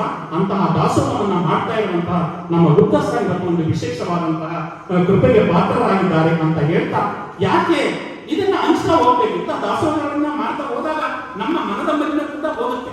ಈಗ ಉದಾಹರಣೆಗೆ ಸಮುದ್ರದ ನೀರು ಯಾಕೆ ಉಪ್ಪಾಗಿರುತ್ತೆ? ಎಷ್ಟೇ ನೀರು ಬಂದರೂ ಕೂಡ ನನ್ನಲ್ಲೇ ಇರಲಿ ಅಂತ ಅದೆಲ್ಲೂ ಕೂಡ ಹೋಗೋದಿಲ್ಲ, ಒಂದೇ ಕಡೆ ಸಂಗ್ರಹ ಆಗುತ್ತೆ. ಅದಕ್ಕೆ ಸಮುದ್ರದ ನೀರು ಉಪ್ಪಾಗಿರುತ್ತೆ. ಆದ್ರೆ ನದಿ ನೀರು ಹರಿತಾ ಒಳಗೆ ಗದ್ದೆಗಳಿಗೆ ಉಳಿಸ್ಕೊಂಡು ಹೋಗುತ್ತೆ, ಬೇರೆ ಹೆಚ್ಚುತ್ತಾ ಹೋಗುತ್ತೆ. ಅದಕ್ಕೆ ನದಿಯ ನೀರನ್ನು ಕುಡಿದ್ರೆ ಏನಾಗುತ್ತೆ? ಸಿಹಿಯಾಗುತ್ತೆ. ಅದಕ್ಕೆ ಸಮುದ್ರ ಆಗೋದು ಬೇಡ, ನಾವು ನದಿಯಾಗೋಣ ಅಂತ ಹೇಳ್ತಾ ನಾವು ಅನೇಕ ವಿಚಾರಗಳನ್ನ ಮಾಡಿದಾಗ ನಮಗೆ ಶಿಕ್ಷೆ ಆಗದೆ ಇರ್ತದೆ. ನಾವು ಕೆಟ್ಟದನ್ನ ಮಾಡಿರ್ತೀವಿ, ಆದರೆ ಶಿಕ್ಷೆ ಆಗೋದಿಲ್ಲ. ಅನೇಕರು ವಿಶೇಷವಾಗಿ ಹೋರಾಡಿಕೊಂಡಿರೋದನ್ನು ನೋಡ್ಬೋದು. ಅದು ಲೌಕಿಕ ನ್ಯಾಯಾಲಯ. ಆದರೆ ಪಾರಮಾರ್ಥಿಕ ನ್ಯಾಯಾಲಯ ಅಂತ ಇದೆ. ನಾವು ಬೇರೆಯವರನ್ನ ಕಣ್ಣು ಮುಚ್ಚಿ ಕೆಟ್ಟ ಕೆಲಸವನ್ನ ಮಾಡಬಹುದು, ಆ ಪರಶಿವನನ್ನ ಕಣ್ಣು ಮುಚ್ಚಿಸಿ ನಾವು ಕೆಟ್ಟ ಕೆಲಸವನ್ನ ಮಾಡೋದಕ್ಕೆ ಸಾಧ್ಯ. ಈ ವಚನಗಳೆಲ್ಲವನ್ನ ನಾವು ಜೀವನದಲ್ಲಿ ಅಳವಡಿಸಿಕೊಂಡಾಗ ಏನಾಗುತ್ತೆ? ಸಾಮಾಜಿಕ ಪರಿವರ್ತನೆ ಆಗೋದಕ್ಕೆ ಸಾಧ್ಯ ಆಗುತ್ತೆ. ಅದಕ್ಕೆ ಬರೆಯುವಂತ ಬಸವಣ್ಣವರು 12ನೇ ಶತಮಾನದಲ್ಲಿ ಪುರುಷ ಕಟ್ಟೆ ಅಂತ ಬರುತ್ತೆ. ನೀವೇನಾದ್ರೂ ಬಸವ ಕಲ್ಯಾಣಕ್ಕೆ ಹೋದ್ರೆ ಅಲ್ಲಿ ಪುರುಷ ಕಟ್ಟೆ ಅನ್ನೋ ಒಂದು ಸ್ಥಳ ಇದೆ, ನೋಡ್ಕೊಂಡು ಬನ್ನಿ ದಯಮಾಡಿ. ಆ ಒಂದು ಸ್ಥಳದಲ್ಲಿ ಅವರು ನ್ಯಾಯವನ್ನು ಕೊಡ್ತಾ ಇರ್ತಾರೆ. ಆ ಕೊಡುವಾಗ ಬೇರೆಯವರಿಗೆ ಮನ ಮುಟ್ಟುವ ರೀತಿ ಅವ್ರು ಹೇಳ್ತಾ ಇದ್ದು, ನೀನು ಮಾಡಿರುವ ತಪ್ಪು ಬೇರೆಯವರಿಗೆ ಗೊತ್ತಾಗದೆ ಇರ್ಬೋದಪ್ಪ, ಆದ್ರೆ ಅಲ್ಲಿ ಪರಶಿವ ಇದ್ದಾನೆ, ಅವನ ಅಂಗಡಿ ಇಟ್ಕೊಂಡು ಕೊಡ್ತಿದ್ದಾನೆ ಅನ್ನೋ ಒಂದು ವಚನವನ್ನು ಉದ್ಧಾರ ಮಾಡ್ತಾರೆ. ಧರಣಿಯ ಮೇಲೊಂದು ಹಿರಿದಪ್ಪ ಅಂಗಡಿಯ ನಿಕ್ಕಿ ಹರದ ಕುಳ್ಳಿದ್ದ ನಮ್ಮ ಮಹಾದೇವ ಶಕ್ತಿ, ಒಮ್ಮನ ವಾಗಡೆ ಒಡನೆ ನುಡಿವನು, ಇಮ್ಮನ ವಾಗಡೆ ನುಡಿಯನು, ಕಾಣಿಯ ಸೋಲ ಅರ್ಧ ಗಾಣಿಯಗೆಲ್ಲ ಜಾಣ ನೋಡುವ ನಮ್ಮ ಕೂಡಲ ಸಂಗಮ ದೇವ. ಧರಣಿಯ ಮೇಲೆ ಆ ಮಹಾದೇವ ಶಕ್ತಿ ಅಂಗಡಿ ಇಟ್ಕೊಂಡು ಕೊಡ್ತಿದ್ದಾನೆ. ಒಮ್ಮನ ಅಂದ್ರೆ ಯಾರು ಶ್ರದ್ಧೆ ಭಕ್ತಿ ನಂಬಿಕೆ ಇಂದ ನಡೀತಾರೋ ಅವರ ಹತ್ರ ಮಾತಾಡ್ತಾನೆ ಅವನು. ಯಾರು ಶ್ರದ್ಧೆ ನಂಬಿಕೆ ಇಲ್ವೋ ಅವ್ರ ಹತ್ರ ಮಾತನಾಡೋದಿಲ್ಲ, ಲಂಚ ತಗೊಳ್ಳಲ್ಲ. ಒಮ್ಮನವಾದರೆ ಒಡನೆ ನುಡಿಯುವನು, ಇಮ್ಮನವಾದರೆ ನುಡಿಯನು. ಈಗ ನಾವು ಏನ್ ಮಾಡ್ತೀವಿ? ಏನೋ ಕೆಲಸವನ್ನ ಮಾಡ್ಬಿಟ್ಟು ದೇವ್ರಿಗೆ ಹೋಗಿ ನಾವು ಕಾಣಿಕೆ ಹಾಕ್ಬಿಟ್ರೆ ಅದು ನಮ್ಮ ಆ ಸಂದರ್ಭದಲ್ಲಿ ನಮ್ಮ ಮನಸ್ಸಿಗೆ ಸಮಾಧಾನ ಆಗುತ್ತೆ ಹೊರತು ಆ ಧರಣಿಯ ಮೇಲಿರುವಂತ ಮಹಾದೇವ ಶಕ್ತಿಯವರಿಂದ ನಾವು ಅವಕೃಪೆಗೆ ಪಾತ್ರರಾಗಬೇಕಾಗುತ್ತೆ ಅಂತ ಹೇಳ್ತಾ ಅಂತಿಮವಾಗಿ 30 ನಿಮಿಷಕ್ಕೆ ಇನ್ನ 30 ನಿಮಿಷ ಮನೆಯವರು ಕೊಡ್ಬೇಕಲ್ವಾ? ಯಾಕಂದ್ರೆ ಅವರು ಕೊಟ್ಟಾಗ ಅದು ಪರಿಪೂರ್ಣ ಆಗುತ್ತೆ. ಯಾಕಂದ್ರೆ ಗಂಡ ಹೆಂಡತಿ ಅಂದಾಗ ಒಂದು ವಿಶೇಷವಾದಂತಹ ಸಂಬಂಧ. ಇಲ್ಲಿ ಬಂದಿರುವಂತಹ ತುಂಬಾ ಜನ ಇರ್ತೀರ. ಆ ಗಂಡ ಹೆಂಡತಿ ಸಂಬಂಧ ಹೇಗಿರ್ಬೇಕು ಅಂದ್ರೆ ಉಭಯ ದೃಷ್ಟಿ ಏಕದೃಷ್ಟಿಯಲ್ಲಿ ಕಾದಂತೆ ದಂಪತಿ ಏಕಭಾವವಾಗಿ ನಿಂದಲ್ಲಿ ಗುಹೇಶ್ವರ ಲಿಂಗಕ್ಕೆ ಅರ್ಪಿತವಾಯಿತು ಸಣ್ಣ ಬಸವಣ್ಣ ಅಂತ ಹೇಳ್ತಾರೆ. ಉಭಯ ದೃಷ್ಟಿ ಏಕದೃಷ್ಟಿಯಲ್ಲಿ ಕಾಣುವಂತೆ 2 ಕಣ್ಣಿದೆ ನಮಗೆ. ಒಂದು ಕಣ್ಣು ನಮ್ಮ ತೀರ್ಥಸ್ಥಾನ, ಇನ್ನೊಂದು ಕಣ್ಣು ನಮ್ಮ ಬಸವಲಿಂಗಪ್ಪ ಸರ್ ನೋಡಿದ್ರೆ ಗುರುತಿಸಕ್ ಆಗೋದಿಲ್ಲ. 2 ಕಣ್ಣು ತೀರ್ಥಸ್ಥಾನ ನೋಡಿದ್ರೆ ಮಾತ್ರ ತೀರ್ಥಸ್ಥಾನ ಅಂತ ಪ್ರತ್ಯಕ್ಷ ಪತ್ತೆ ಹಚ್ಚಬಹುದು. ಅಥವಾ ಬಸವಲಿಂಗಪ್ಪ ಸರ್ನ 2 ಕಣ್ಣಿಂದ ನೋಡಿದ್ರೆ ಮಾತ್ರ ನಾವು ಪತ್ತೆ ಹಚ್ಚಬಹುದು ಅಲ್ಲ. ಹಾಗೆ ಉಭಯ ದೃಷ್ಟಿ ಏಕದೃಷ್ಟಿಯಲ್ಲಿ ಕಾಬಂತೆ 2 ಕೂಡ ಒಂದು ಕಡೆ ದೃಷ್ಟಿಯನ್ನ ಆಯಿಸಿದಾಗ ಮಾತ್ರ ನಾವು ಅವರನ್ನು ಗುರುತಿಸಲಿಕ್ಕೆ ಸಾಧ್ಯ ಆಗುತ್ತೆ. ಉಭಯ ದೃಷ್ಟಿ ಏಕದೃಷ್ಟಿಯಲ್ಲಿ ಕಾಬಂತೆ ದಂಪತಿ ಏಕಭಾವವಾಗಿ ನಿಂದಲ್ಲಿ ಇಬ್ಬರು ದಂಪತಿಗಳು ಇಬ್ಬರು ಇದ್ರು ಕೂಡ ಭಾವ ಏನಾಗಿರ್ಬೇಕು, ಒಂದಾಗಿರ್ಬೇಕು. ಭಾವ ಒಂದಾಗಿದ್ದಾಗ ಮಾತ್ರ ಗುಹೇಶ್ವರ ಲಿಂಗಕ್ಕೆ ಅರ್ಪಿತವಾಯಿತು ಸಂಗನ ಬಸವಣ್ಣ ಅಂತ ಹೇಳ್ತಾರೆ. ಯಾಕಂದ್ರೆ ನೀವೆಲ್ಲ ತುಂಬಾ ಹಿರಿಯರಿದ್ದೀರ, ತಿಳ್ಕೊಂಡಿದ್ದೀರ. ಆ ರೀತಿ ಇದ್ದಾಗ ಮನೆಯಲ್ಲಿ ಏನು ಕಾಣ್ತೀರಾ, ಒಳ್ಳೆ ಜೀವನವನ್ನ ಕಾಣ್ತೀರಾ. ಆದ್ರೆ ಗಂಡನೇ ಬೇರೆ ಹೆಂಡತಿನೇ ಬೇರೆ ಅಂದಾಗ ಕಾಣೋದಿಲ್ಲ. ಏನಿರುತ್ತೆ ಅದನ್ನ ಅಡ್ಜಸ್ಟ್ ಮಾಡಿಕೊಂಡು ಜೀವನವನ್ನ ಮಹಿಳೆ ನಡೆಸ್ಕೊಂಡು ಹೋಗ್ಬಿಟ್ರೆ ಆ ಮನೆ ಏನಾಗಿರುತ್ತೆ, ಒಂದು ವಿಶೇಷವಾದಂತಹ ಮನೆ ಆಗಿ ಕಂಗೊಳಿಸುತ್ತೆ. ಅದಕ್ಕೆ ಹೇಳ್ತಾರೆ, ಬಂಧುದ ನಡೆದು ಬಳಸುವಳು, ಬಂಧುದ ಪರಿಣಾಮಿಸುವಳು, ಬಂಧು ಬಳಗವ ಮರೆಸುವಳು, ದುಗ್ಗಳೆಯ ತಂದು ಬದುಕಿದನು ಕಾಣ ರಾಮನಾಥ ಅಂತ ಬೇರೆ ರಹಸ್ಯವಾಗಿ ಹೇಳ್ತಾರೆ. ಅಂದ್ರೆ ನಾನೆಲ್ಲರನ್ನೂ ಮರ್ತಾ ಇದ್ದಾರೆ, ಅವಳು ಜೀವನವನ್ನು ನಿರ್ವಹಣೆ ಮಾಡಿಕೊಂಡು ಹೋಗ್ತಾ ಇರೋದ್ರಿಂದ ನಾನೆಲ್ಲವನ್ನೂ ಮರ್ತು ಬಿಟ್ಟಿದ್ದೀನಿ ಅಂತ ಹೇಳ್ತಾರೆ. ಅಂತಹ ಒಂದು ಪತ್ನಿಯ ಒಂದು ಗುಣವು ಹೇಗಿರಬೇಕು ಅಂತ ಶರಣರು ಕೊಟ್ಟಿದ್ದಾರೆ. ಈ ವಚನವನ್ನ ನಮ್ಮ ಜೀವನದಲ್ಲಿ ಅಳವಡಿಸಿಕೊಂಡಾಗ ಸಾಮಾಜಿಕ ಪರಿವರ್ತನೆ ಆಗೋದರಲ್ಲಿ ಸಾಧ್ಯ ಅಂತ ಹೇಳ್ತಾ ಕೊನೆಯದಾಗಿ ಮತ್ತೊಂದು ದೃಷ್ಟಾಂತವನ್ನು ಹೇಳಿ ನನ್ನ ಉಪನ್ಯಾಸಕ್ಕೆ ವಿರಾಮವನ್ನು ಹೇಳ್ತಾನೆ. ಗೌತಮ ಬುದ್ಧನ ಶಿಷ್ಯ ಒಬ್ಬ ಉಪಗುಪ್ತ ಅಂತ. ಅವನು ಮಹಾರಾಜ ಆಗಿರ್ತಾನೆ. ಮಹಾರಾಜ ಆಗಿದ್ದವನು ಬುದ್ಧನ ಬೋಧನೆಗೆ ಮಾರು ಹೋಗ್ತಾನೆ.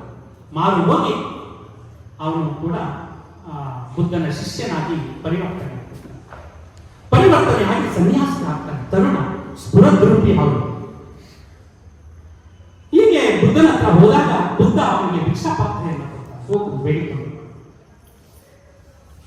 ಆಗ ಆ ತರುಣ 20 ರಿಂದ 22 ವರ್ಷದ ಯುವಕ ಎಲ್ಲ ಕಡೆ ಭಿಕ್ಷೆಯನ್ನ ಬೇಡಿಕೊಂಡು ಅಲ್ಲಿ ಆ ಒಂದು ಸಾಮ್ರಾಜ್ಯದಲ್ಲಿರುವಂತಹ ಒಬ್ಬ ನರ್ತಕಿಯ ಮನೆಗೆ ಭಿಕ್ಷೆಯನ್ನ ಬೇಡಲಿಕ್ಕೆ ಹೋಗ್ತಾನೆ. ಹೋದಾಗ ಆ ನರ್ತಕಿ ಇವನನ್ನ ನೋಡಿ ತುಂಬಾ ಚಂಚಲ ಮನಸ್ಸಾಗುತ್ತದೆ. ನೋಡು, ಇದುವರೆಗೆ ನಮ್ಮ ಮನೆಗೆ ಅನೇಕರು ಭಿಕ್ಷೆಯನ್ನು ಬೇಡ್ಕೊಂಡು ಬಂದಿದ್ದಾರೆ, ನಾನು ಅವರಿಗೆ ಭಿಕ್ಷೆಯನ್ನ ಮಾತ್ರ ಹಾಕಿ ಕಳಿಸಿದ್ದೇನೆ. ನೋಡು, ನೀನು ಭಿಕ್ಷೆಯನ್ನ ಕೇಳಕ್ ಬಂದಿದ್ಯಾ? ನೀನು ನಮ್ಮ ಮನೆಗೆ ಬಂದ್ರೆ ನಮ್ಮ ಮನೆಯಲ್ಲಿರುವಂತಹ ಏನು ಐಶ್ವರ್ಯ ಸಂಪತ್ತಿದೆ ಆ ಐಶ್ವರ್ಯ ಸಂಪತ್ತೆಲ್ಲ ನಿನ್ನದಾಗುತ್ತೆ, ನಾನು ಕೂಡ ನಿನ್ನವರಾಗ್ತೇನೆ, ಬಂದ್ಬಿಡು ನನ್ನ ಮನೆಗೆ ಅಂತ ಹೇಳಿದಾಗ ಅವನು, ನಾನು ಭಿಕ್ಷೆಯನ್ನ ಮಾತ್ರ ಬೇಡಲಿಕ್ಕೆ ಬಂದಿದ್ದೀನಿ, ಅದನ್ನ ಕೊಟ್ರೆ ಸ್ವೀಕರಿಸ್ತೀನಿ, ಇಲ್ಲ ಅಂದ್ರೆ ನಾನು ಹೋಗ್ತೀನಿ ಅಂತ ಅವನು ಏನ್ ಮಾಡ್ತಾನೆ, ಆ ಭಿಕ್ಷೆಯನ್ನ ಸ್ವೀಕರಿಸಿ ಹೊರಟೋಗ್ತಾನೆ. ಆದ್ರೆ ನಾನು ಬರ್ತೀನಿ, ಅಂತಹ ಸಂದರ್ಭದಲ್ಲಿ ನಾನು ಬರ್ತೀನಿ ಅಂತ ಹೇಳಿ ಹೊರಟೋಗ್ತಾನೆ. ಹಾಗೆ ಅನೇಕ ವರ್ಷಗಳು, 10-15 ವರ್ಷಗಳು, 20 ವರ್ಷಗಳು ಕಳೆಯುತ್ತೆ. ಕಳೆದಾಗ ಇದೇ ಉಪಗುಪ್ತ ಭಿಕ್ಷೆಯನ್ನ ಬೇಡ್ಕೊಂಡು ಬರ್ತಾ ಇರಬೇಕಾದ್ರೆ ಈ ನರ್ತಕಿಗೆ ಒಂದು ಕಾಯಿಲೆ ಬರುತ್ತೆ. ಆ ಕಾಯಿಲೆ ಗುಣಪಡಿಸುವಂತಹ ಕಾಯಿಲೆ ಎಲ್ಲರೂ ಏನ್ ಮಾಡ್ತಾರೆ, ಆ ರಾಜ್ಯದಲ್ಲಿರೋರೆಲ್ಲ ಅವಳಲ್ಲಿ ಇದ್ದಂತಹ ಎಲ್ಲ ಸಂಪತ್ತನ್ನ ದೋಚ್ಕೊಂಡು ತಗೊಂಡೋಗಿ ಊರಿನ ಹೊರಗಡೆ ಒಂದು ಓಣಿಗೆ ಎಸೆದಿರ್ತಾರೆ. ಅಲ್ಲಿ ಊಟ ಇಲ್ಲ, ನೀರಿಲ್ಲ. ಅವಳು ಆರ್ತನಾದವನ್ನ ಮಾಡ್ತಾ ಇದ್ದಾಳೆ. ಊಟ ನೀರು, ಊಟ ನೀರು, ಅನ್ನ ನೀರು ಅಂತ ಆರ್ತನಾದವನ್ನ ಮಾಡ್ತಾ ಇದ್ದಾಳೆ. ಈ ಒಂದು ಧ್ವನಿ ಆ ಉಪಗುಪ್ತ ಭಿಕ್ಷೆಯನ್ನ ಬೇಡ್ಕೊಂಡು ಬರ್ತಾ ಇರ್ತಾನಲ್ಲ, ಅವನಿಗೆ ಕೇಳುತ್ತೆ. ಹೋಗಿ ಅವನು ಭಿಕ್ಷೆಯನ್ನ ಬೇಡ್ಕೊಂಡು ಬರ್ತಾ ಇರ್ತಾನೆ, ನೀರು ಅನ್ನ ಎಲ್ಲ ತಂದಿರ್ತಾನೆ. ಹೋಗಿ ಅಲ್ಲಿ ನೋಡ್ತಾನೆ. ನೋಡಿದಾಗ ಈ ಒಬ್ಬ ನರ್ತಕಿ, ಅವನು ಗೊತ್ತಿರಲ್ಲ ಇವಳು ಅಂತ. ಆಗ ಅವಳ ತಲೆಯನ್ನ ಸವರಿ ನೀರನ್ನ ಕುಡಿಸ್ತಾನೆ, ಅನ್ನವನ್ನ ತಿನ್ನಿಸಿದಾಗ ಆ ದೃಷ್ಟಿಯಲ್ಲಿ ಅವಳು ನರ್ತಕಿ ಅವನನ್ನ ನೋಡಿದಾಗ ಗೊತ್ತಾಗುತ್ತೆ, ಇವನು 20 ವರ್ಷಗಳ ಹಿಂದೆ ಬಂದಿದ್ದಂತಹ ಯುವಕ. ಅಲ್ಲಪ್ಪ, ನಾನು 20 ವರ್ಷಗಳ ಹಿಂದೆ ನಿನ್ನನ್ನ ಕರೆದಿದ್ದೆ, ಆದ್ರೆ ಆಗ ನೀನು ಬರಲಿಲ್ಲ. ಆಗ ಎಲ್ಲ ಇತ್ತು ನನ್ನ ಹತ್ರ, ಎಲ್ಲ ಇದ್ದಾಗ ನೀನು ಬರಲಿಲ್ಲ. ಈಗ ನನ್ನ ಹತ್ರ ಏನೂ ಇಲ್ಲ, ಅನಾಥರಾಗಿದ್ದೇನೆ, ಈಗ ಯಾತಕ್ಕೆ ಬಂದಿದ್ದೀಯಾ ಅಂತ ಹೇಳಿದಾಗ ಆಗ ಅವನು ಹೇಳ್ತಾನೆ, ಉಪಗುಪ್ತ, ಎಲ್ಲ ಇದ್ದಾಗ ಬರೋನಲ್ಲ ಗುರು, ಏನು ಇಲ್ಲದಿದ್ದಾಗ ಸಾಂತ್ವನವನ್ನ ಹೇಳಿ ಮನಸ್ಸಿಗೆ ಆತ್ಮಸ್ಥೈರ್ಯವನ್ನು ತುಂಬೋದಕ್ಕೆ ಬರ್ತಾನಲ್ಲ, ಅವನು ನಿಜವಾದ ಗುರು ಅಂತ ಹೇಳ್ತಾನೆ. ಆಗ ಅವಳಿಗೆ ಮನಸ್ಸು ಕರಗುತ್ತೆ, ಅವಳು ಕೂಡ ಬದಲಾವಣೆ. ಹಾಗೆ ನಾವು ಎಲ್ಲ ಇದ್ದಾಗ ಭಗವಂತವರನ್ನ ನಿಜವಾದ ಮನುಷ್ಯರಾಗೋದು, ಏನು ಇಲ್ಲದೆ ಹೋದಾಗ ನಮ್ಮ ಹತ್ರ ಬರ್ತಾರಲ್ಲ, ಬಂದವರೇ ನಮಗೆ ಒಂದು ಒಳ್ಳೆಯ ವ್ಯಕ್ತಿಗಳಾಗಿ ರೂಪುಗೊಳ್ಳುತ್ತೆ ಅಂತ ಹೇಳ್ತಾ, ಈ ಸಂದರ್ಭದಲ್ಲಿ ಮತ್ತೊಂದು ವಚನ, ಡಾಕ್ಟರ್ ರಾಜ್ಕುಮಾರ್ ಅವರ ಅಪಹರಣ ಆಗುತ್ತೆ. ವೀರಪ್ಪನವರು ಅಪಹರಣ ಮಾಡ್ತಾರೆ. ಅಪಹರಣ ಮಾಡಿದಾಗ ಅಲ್ಲಿ ಒಂದು ಸಂವಾದವನ್ನ ಮಾಡಾಕ ನಕ್ಕೀರನ್ ಪತ್ರಿಕೆಯ ಸಂಪಾದಕ ಗೋಪಾಲನ್ ಅವರು ಒಂದು ಸಂದರ್ಶನವನ್ನ ಮಾಡ್ತಾರೆ. ಅದೆಲ್ಲ ಆ ಸಂದರ್ಭದಲ್ಲಿ ಎಲ್ಲ ನಮ್ಮ ಕಾಲಘಟ್ಟದಲ್ಲಿ ಕೆಲವರು ಚಿಕ್ಕ ಮಕ್ಕಳು ಬಿಟ್ಟು ಕೆಲವರು ನಾವೆಲ್ಲ ನೋಡಿರ್ತೀವಿ. ಆ ಸಂದರ್ಭದಲ್ಲೂ ಕೂಡ ಒಂದು ವಚನವನ್ನು ಉದ್ಧಾರ ಮಾಡ್ತಾರೆ, ಮನ ಪರಿವರ್ತನೆ, ಸಾಮಾಜಿಕ ಪರಿವರ್ತನೆ ಹೇಗೆ ಆಗುತ್ತೆ ಅಂತ. ರಾಜ್ಕುಮಾರ್ ಅವರು ಆ ನಕ್ಕೀರನ್ ಪತ್ರಿಕೆ ಸಂಪಾದಕ ಒಂದು ಸಂವಾದವನ್ನ ಮಾಡುವಾಗ ವೀರಪ್ಪನ ಮನಸ್ಸು ಕೂಡ ಪರಿವರ್ತನೆ ಆಗಬೇಕು. ಆ ನಿಟ್ಟಿನಲ್ಲಿ ಒಂದು ವಚನವನ್ನು ಉದ್ಧಾರ ಮಾಡ್ತಾರೆ. ಆ ವಚನ ಯಾವುದು ಅಂದ್ರೆ, ನೂರ ನೋದಿ ನೂರ ಕೇಳಿದವೇನು, ಆಸೆ ಹರಿಯದು ರೋಷ ಬಿಡದು, ಮಜ್ಜನ ಕೆರೆದು ಫಲವೇನು, ಮಾತಿನಂತೆ ಮನವಿಲ್ಲದ ಜಾತಿ ಡೊಂಬರ ನೋಡಿ ನಗುವ ನಮ್ಮ ಕೂಡಲ ಸದಾ. ಎಂತ ಅದ್ಭುತವಾದ ವಚನ ಬಸವಣ್ಣವರು ಹೇಳ್ತಾರೆ ಅಂದ್ರೆ, ಇದನ್ನು ನೀವು ಕೂಡ ರಾಜ್ಕುಮಾರ್ ಅವರ ನಕ್ಕೀರನ್ ಪತ್ರಿಕೆ ಇದು ಒಂದು ಯೂಟ್ಯೂಬ್ ಅಲ್ಲಿ ಹೊಡೆದ್ರೆ ಆ ಯೂಟ್ಯೂಬ್ ಅಲ್ಲಿ ಆ ಒಂದು ವಚನವನ್ನು ನೀವು ಕಾಣಬಹುದು. ನೂರ ನೋದಿ ನೂರ ಕೇಳಿದರೇನು, ನೀವು ನೂರನ್ನ ಹೇಳ್ತಾ ಇದ್ದೀರಾ, ನೂರನ್ನ ಕೇಳ್ತಾ ಇದ್ದೀರಾ. ಮೊನ್ನೆ ವಿಜಯ ಕರ್ನಾಟಕದಲ್ಲಿ ಸಿದ್ದೇಶ್ವರ ಶ್ರೀಗಳದ್ದು ಒಂದು ಹೊಂದಿರನ ಬಂದಿತ್ತು. ಈ ಜಗತ್ತಿನಲ್ಲಿ ಏನು ಹೇಳಬೇಕು ಎಲ್ಲವನ್ನ ಹೇಳಿ ಆಗಿದೆ, ನಾವು ಹೇಳೋದಕ್ಕೆ ಏನು ಇಲ್ಲ, ನಾವು ಇರೋದು ಕೇವಲ ಆಚರಣೆ ಮಾಡೋದು ಮಾತ್ರ. ಏನು ಹೇಳಿದ್ದಾರೆ ಅದನ್ನ ಆಚರಣೆ ಮಾಡೋದು ಮಾತ್ರ ಅಂತ ಸಿದ್ದೇಶ್ವರ ಶ್ರೀಗಳು ಹೇಳ್ತಾರೆ. ಹಂಗೆ ನೂರ ನೋದಿ ನೂರ ಕೇಳಿದರೇನು, ಆಸೆ ಅರಿಯದು, ಆಸೆ ಬಿಡ್ತಾ ಇಲ್ಲ, ರೋಷ ಬಿಡದು, ಮಜ್ಜನ ಕೆರೆದು ಫಲವೇನು. ನಾವು ಮಜ್ಜನವನ್ನೇ ಇರ್ತೀವಿ, ದೇವರಿಗೆ ಅಭಿಷೇಕವನ್ನ ಮಾಡ್ತೀನಿ. ಮಾತಿನಂತೆ ಮನವಿಲ್ಲದವರ ಜಾತಿ ಡೊಂಬರ ನೋಡಿ ನಗುವ ನಮ್ಮ ಕೂಡಲ ಸಂಗಮದೇವ. ಮಾತಿನಂತೆ ಮನಸ್ಸಿಲ್ಲ ಅಂದ್ರೆ ಅಂತಹ ಜಾತಿ ಡೊಂಬರನ್ನು ನೋಡಿ ನಮ್ಮ ಕೂಡಲ ಸಂಗಮದೇವ ಆ ಪರಶಿವ ನಗ್ತಾನೆ ಅಂತ ಹೇಳ್ತಾರೆ. ಅಂತಹ ಒಂದು ವಿಶೇಷವಾದಂತಹ ಪ್ರಭೆ ನಮ್ಮ ವಚನ ಸಾಹಿತ್ಯದಲ್ಲಿದೆ. ಆ ವಚನ ಸಾಹಿತ್ಯವನ್ನ ಜೀವನದಲ್ಲಿ ಅಳವಡಿಸಿಕೊಂಡಾಗ ನಮ್ಮ ಸಮಾಜದಲ್ಲಿ ನಾವು ಪರಿವರ್ತನೆ ಆಗೋದಕ್ಕೆ ಸಾಧ್ಯ. ಸಮಾಜದಲ್ಲಿರುವಂತಹ ಪ್ರತಿಯೊಬ್ಬರನ್ನು ಕೂಡ ಒಂದು ಒಳ್ಳೆಯ ವಿಚಾರಕ್ಕೆ ಆ ವಿಚಾರವನ್ನ ಕೇಳಿದಾಗ, ವಚನವನ್ನ ಕೇಳಿದಾಗ ಮನಸ್ಸಿನಲ್ಲಾದ್ರೂ ಒಂದು ಪರಿವರ್ತನೆ ಆಗುತ್ತಲ್ಲ, ಅದೇ ಒಂದು ವಿಶೇಷವಾದಂತಹ ಪರಿವರ್ತನೆ ಅಂತ ಹೇಳ್ತಾ ಅಂತಿಮವಾಗಿ ಹೇಳುವಂತಹ ವಚನ, ಮನೆಯೊಳಗೆ ಮನೆಯೊಡೆಯ ನಿದ್ದಾನು ಇಲ್ಲವು, ಹೊಸ್ತಿಲಲ್ಲಿ ಹುಲ್ಲು ಹುಟ್ಟಿ ಮನೆಯೊಳಗೆ ರಗ ತುಂಬಿ, ಮನೆಯೊಳಗೆ ಮನೆಯೊಡೆಯ ನಿದ್ದಾನು ಇಲ್ಲವು, ತನುವಿನೊಳಗೆ ಹುಸಿ ತುಂಬಿ ಮನದೊಳಗೆ ವಿಷಯ ತುಂಬಿ, ಮನದೊಳಗೆ ಮನದೊಡೆಯ ನಿದ್ದಾನು ಇಲ್ಲವೋ ಇಲ್ಲ ಕೂಡಲ ಸಂಗಮದೇವ ಅಂತ ಹೇಳ್ತಾರೆ. ಮನೆಯಲ್ಲಿ ಮನೆಯ ಒಡೆಯ ವಾಸವಾಗಿದ್ದಾನೆ ಅಂದ್ರೆ ಮನೆಯ ಮುಂದೆ ಏನಾಗಿರ್ತಾರೆ, ನೀರಾಕಿರ್ತಾರೆ, ರಂಗವಲ್ಲಿ ಬಿಟ್ಟಿರ್ತಾರೆ. ಮನೆಯೊಳಗೆ ಮನೆಯೊಡೆಯ ನಿದ್ದಾನ ಇಲ್ಲ ಅಂದ್ರೆ ಬಸ್ತಿಲಲ್ಲಿ ಏನಾಗಿರುತ್ತೆ, ಹುಲ್ಲು ಬಿಟ್ಟಿರುತ್ತೆ, ರಜ ತುಂಬಿ, ಮನೆಯೊಳಗಡೆ ಎಲ್ಲ ರಜಾ ಅಂತ ಕಸ ತುಂಬಿರುತ್ತೆ. ಆ ವಸ್ತಿಯಲ್ಲಿ ಹುಲ್ಲು ಹುಟ್ಟಿದೆ, ಯಾವುದೇ ಒಂದು ರಂಗವಲ್ಲಿ ಹಾಕಿಲ್ಲ ಅಂದಾಗ ನಮಗೆ ಗೊತ್ತಾಗುತ್ತೆ ಮನೆಯಲ್ಲಿ ಯಾರು ಮನೆಯೊಡೆಯ ಇಲ್ಲ. ಒಂದು 15 ದಿನ ನಾವೇನಾದ್ರೂ ಪ್ರವಾಸಕ್ಕೆ ಹೋಗ್ಬಿಟ್ಟಾಗ ಮನೆಯ ಮುಂದೆ ಎಲ್ಲ ತರಗೆಲೆಗಳಲ್ಲಿ ಬಿದ್ದು ಏನಾಗುತ್ತೆ, ಮನೆಯೊಡೆಯ ಎಲ್ಲ ಹೊರಟೋಗಿದ್ದಾನೆ ಅಂತ ಹೇಳ್ತಾರೆ. ಅದಕ್ಕೆ ಅನ್ವಯಿಸಿ ನಮ್ಮ ಬಸವಣ್ಣರು ಹೇಳ್ತಾರೆ, ತನುವಿನೊಳಗೆ ಹುಸಿ ತುಂಬಿ, ನಿನ್ನ ದೇಹದ ಪೂರ್ತಿ ಹುಸಿ ಸುಳ್ಳು ತುಂಬಿ, ಮನದೊಳಗೆ ವಿಷಯ ತುಂಬಿ. ಮನದೊಳಗಡೆ ವಿಷಯ ಅಂದ್ರೆ ಕರ್ಣೇಂದ್ರಿಯಗಳು ಏನು ಅಪೇಕ್ಷೆ ಪಡ್ತಾರೆ, ಆ ಅಪೇಕ್ಷೆಯನ್ನ ಪಡಕ್ ಹೋದಾಗ ಮನದೊಳಗೆ ಮನದೊಡೆಯ ನಿದ್ದಾನವಿಲ್ಲವೋ, ನೀನು ಹುಸಿಯನ್ನ ಹೇಳ್ತಾ ಇದೀಯಾ, ಆ ಸಂದರ್ಭದಲ್ಲಿ ಮನದೊಳಗೆ ಮನದೊಡೆಯ ಅಂದ್ರೆ ಆ ಪರಮಾತ್ಮ ಇದಾನ ಇಲ್ಲ ಅಂತ ಹೇಳ್ತಾರೆ. ಆ ಪರಮಾತ್ಮ ಇರಬೇಕು ಅಂದ್ರೆ ನಾವು ಸತ್ಯವನ್ನ ಹಾಡಬೇಕು, ಒಳ್ಳೆಯ ವಿಚಾರಗಳನ್ನ ಮಾತನಾಡಬೇಕು. ಆ ಮಾತನಾಡುವಾಗ ಮಾತ್ರ ಮನದೊಳಗೆ ಮನದೊಡೆಯ ವಾಸವಾಗ್ತಾನೆ ಅಂತ ಹೇಳ್ತಾ ಈ ಒಂದು ಸಂದರ್ಭದಲ್ಲಿ ಎಲ್ಲರೂ ಇದ್ದೀರಾ ಇವತ್ತು. ಯಾಕಂದ್ರೆ ಒಂದು ವಿಶೇಷವಾದಂತಹ ಕಾರ್ಯಕ್ರಮವನ್ನ ನಮ್ಮ ಕಮಿಟಿಯವರು ಹಮ್ಮಿಕೊಂಡಿದ್ದಾರೆ.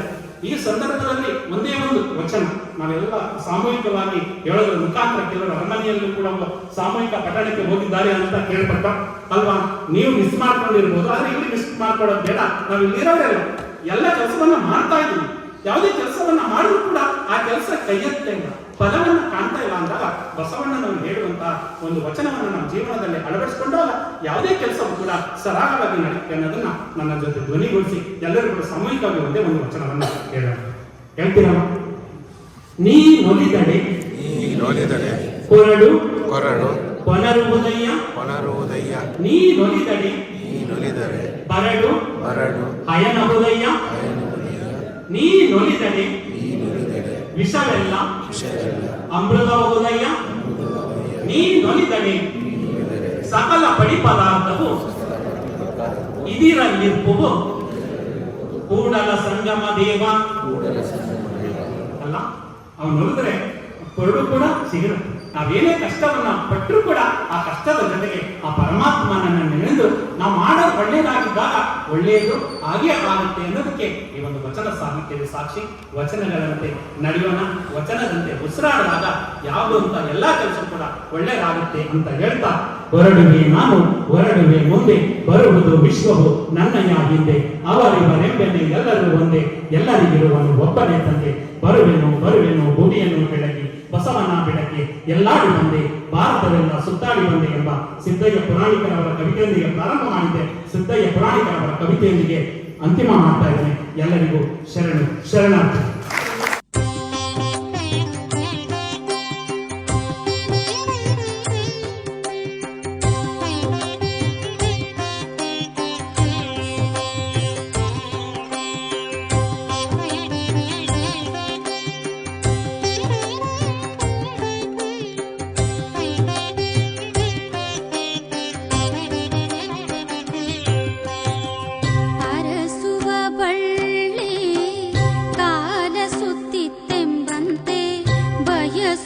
ಬಯಕೆ ಕೈ ಸಾರಿ